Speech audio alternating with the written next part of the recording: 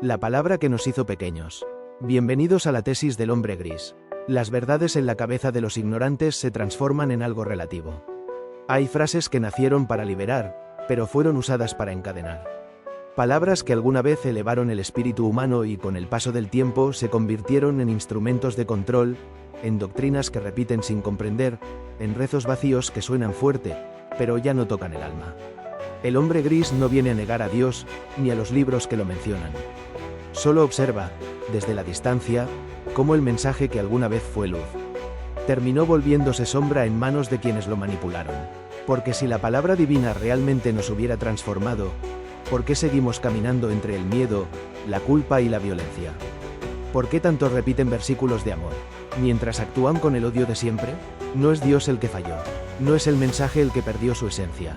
Fue el ser humano el que, al interpretarlo desde su ego, redujo lo infinito a un conjunto de normas, y lo sagrado, a un sistema de obediencia.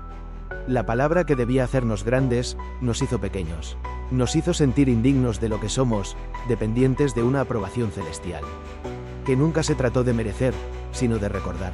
El hombre gris observa cómo los templos se llenan, mientras los corazones permanecen vacíos. Cómo la fe se mide en repeticiones, no en coherencia. Y cómo miles hablan de Dios sin haber escuchado nunca el silencio que lo contiene. El problema no está en creer, sino en cómo se cree. Cuando la fe se transforma en costumbre, pierde el alma que la hacía viva.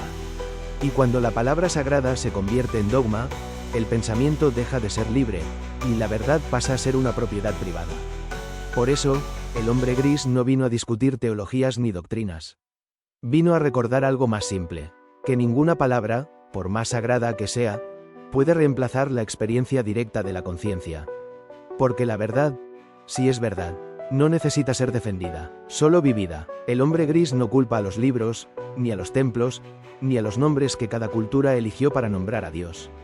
Lo que observa es más sutil, cómo la estructura terminó reemplazando al sentido, y cómo la palabra, en su intento de explicar lo inexplicable, fue encerrando lo que debía liberar.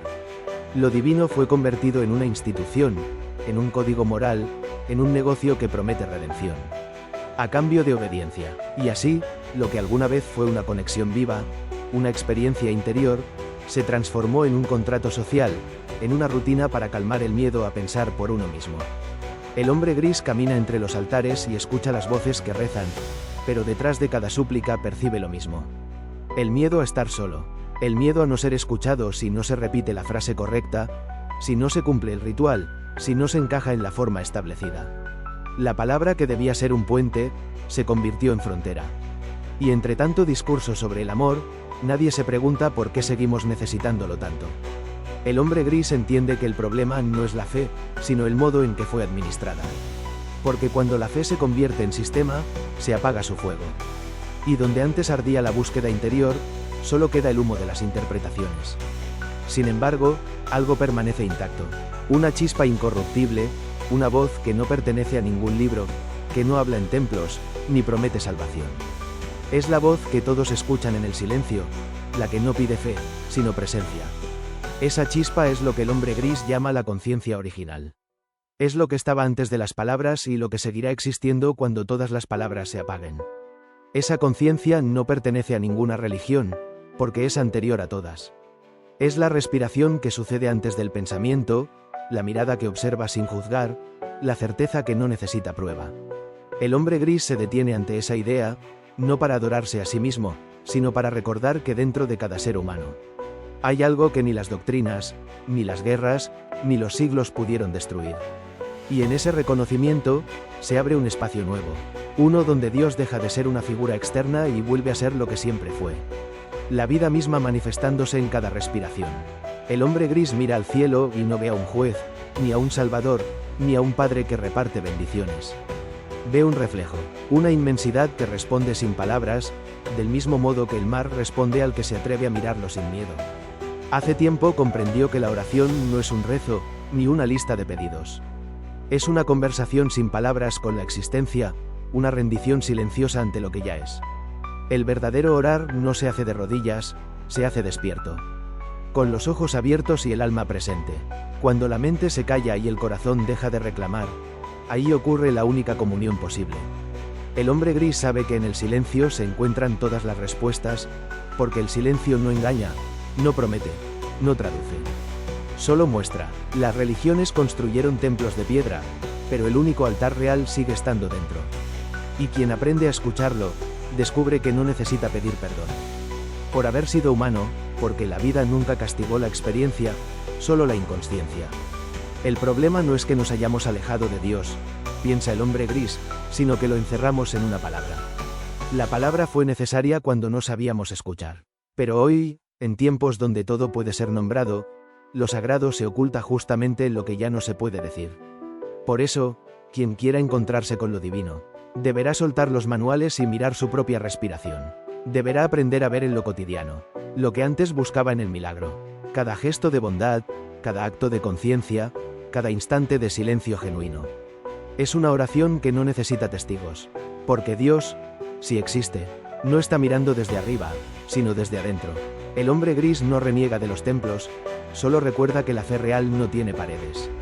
Y que el alma, cuando se limpia de dogmas, recupera el idioma original. El del silencio que comprende, el de la mirada que abraza, el del amor que no se nombra. En ese punto, la fe deja de ser creencia y se convierte en experiencia. Y el hombre, que antes se arrodillaba ante el cielo, empieza a sentir que el cielo también se inclina ante él. Reflexión final. La voz que vuelve del silencio. El hombre gris entendió que no era la palabra la que había fallado, sino el uso que hicimos de ella. Las palabras que alguna vez fueron puentes hacia lo divino, terminaron convertidas en muros, porque olvidamos que lo sagrado no necesita defensa, solo presencia. Hubo un tiempo en que las escrituras eran relámpagos de sabiduría, mensajes simbólicos que el alma podía traducir. Pero la mente, hambrienta de control, convirtió la metáfora en mandato, y el símbolo en ley. Desde entonces, los hombres dejaron de mirar el cielo con asombro y empezaron a temerlo. Creyeron que la divinidad vivía en las nubes y no en sus gestos, que el milagro estaba en los libros y no en su respiración. El hombre gris ya no necesita elegir entre creer o no creer. Ambas palabras quedaron chicas, porque ahora no cree, observa. Y esa observación es su oración más honesta. Comprendió que la verdadera fe no repite, experimenta. Que la verdad no se enseña, se contagia. Y que cuando una palabra nace desde el silencio y no desde la conveniencia, vuelve a tener poder. El silencio es lo que limpia a la palabra de su ego. El silencio es el fuego donde se quema la mentira. Y solo cuando se atraviesa el fuego sin miedo, la voz que queda es la de la conciencia pura. El problema no es la palabra, piensa el hombre gris, es que olvidamos escuchar desde el alma. Por eso, este capítulo no pretende destruir templos, sino abrir las ventanas para que entre el aire. No busca convencer a nadie de nada, solo recordar que la coherencia también puede ser una forma de fe. El hombre gris no se arrodilla ante los libros, pero tampoco los desprecia. Los mira con respeto, sabiendo que contienen verdades, pero no todas. Y que las que realmente transforman, no se escriben con tinta, sino con conciencia. Cuando termina su reflexión, el hombre gris cierra los ojos. Ya no necesita más respuestas. Solo el silencio que lo acompaña y la certeza de que todo lo que buscaba fuera, siempre estuvo respirando dentro de él. Y en ese instante comprende algo que ningún texto puede enseñar. Que Dios, si de verdad existe, no habla con palabras, habla con presencia. Gracias por haber llegado hasta acá. Por escuchar con calma, por sentir sin necesidad de estar de acuerdo. Por permitir que estas palabras te acompañen un momento, antes de volver al ruido del mundo. Si algo de este capítulo resonó en vos, no busques entenderlo enseguida. Déjalo reposar, como se deja reposar el silencio después de una verdad. Porque a veces, lo que más transforma, no es lo que se explica, sino lo que se queda flotando adentro. El hombre gris no busca convencerte, solo invitarte a observar lo evidente. Que lo divino nunca se fue, solo lo escondimos detrás de demasiadas palabras. Si sentís que esta búsqueda también es la tuya, podés dejar tu apoyo con un me gusta o un comentario, no como un gesto mecánico, sino como una forma de decir, yo también estoy aprendiendo a escuchar. Gracias por acompañar a la tesis del hombre gris, por elegir un contenido que no grita, por escuchar lo que muchas veces el mundo calla. Nos encontramos en el próximo capítulo, donde seguiremos explorando esa frontera entre lo humano y lo divino, entre la palabra y el silencio. Las verdades que nacen del alma no necesitan testigos. Se reconocen solas, en el eco del silencio que las pronuncia.